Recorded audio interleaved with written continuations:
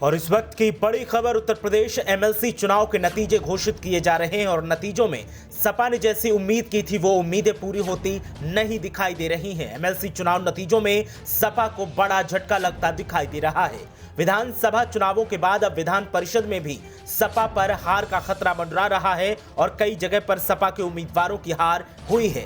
सबसे चौंकाने वाली हार तो सुनील सिंह साजन की है। सपा के कद्दावर नेता सुनील सिंह साजन को एमएलसी चुनाव में हार मिली है। पिछली बार सुनील सिंह साजन निर्विरोध चुने गए थे, लेकिन इस बार सुनील सिंह साजन को बीजेपी ने हरा दिया है और उन्हें हार का सामना करना पड़ा है। हालांकि चुनाव से पहले सुनील सिंह साजन काफी पसीना बहाते दिखाई दिए थे मैदान में और दावा कर रहे थे कि वो इस बार भी बम्पर जीत हासिल करेंगे, लेकिन ऐसा हो नहीं पाया और सुनील सिंह साजन को यहां पर हार का सामना करना पड़ा है। एमएलसी चुनाव के नतीजे लगातार सामने आ रहे हैं और ज्यादातर सीटों पर समाजवादी पार्टी के उम्मीदवार पीछे चलते दिखाई दे रहे हैं, जो कि एक चौंकाने वाली बात है। और सवाल इस बात का है कि सपा की तरफ से आखिर एक के बाद एक चुनाव हारे जा रहे हैं, इसके पीछे की वजह क्या है।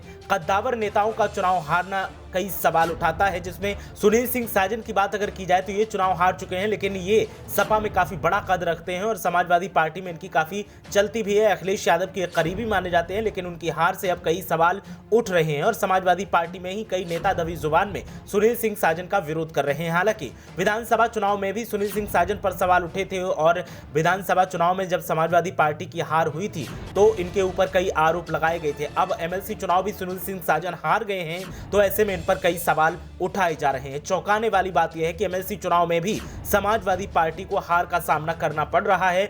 एक के बाद एक समाजवादी पार्टी को झटके लग रहे हैं और सपा के कद्दावर नेता सुनील सिंह साजन को जो हार मिली है वो कई सवाल उठाती है। सबसे चौंकाने वाली बात यह है कि सुनील सिंह साजन निर्विरोध पिछली बार एमएलसी चुने गए थे और इस बार उन्हें हार का सामना करना पड़ा है। तो एमएलसी चुनाव के नतीजे लगातार सामने आ रहे हैं और जो नतीजे सामने आ रहे हैं उसमें समाजवादी पार्टी को झटका लगता दिखाई दे रहा है। हम आपको बताते रहेंगे जैसे जैसे चुनाव नतीजे सामने आएंगे कि कहां से किसे जीत मिली है। फिलहाल समाजवादी पार्टी काफी पीछे चल रही है, लेकिन बीजेपी जो है वो बम्पर जीत की तरफ बढ़ रही है और विधान परिषद में इस बार बीजेपी का बहुमत बढ़ता दिखाई दे रहा है।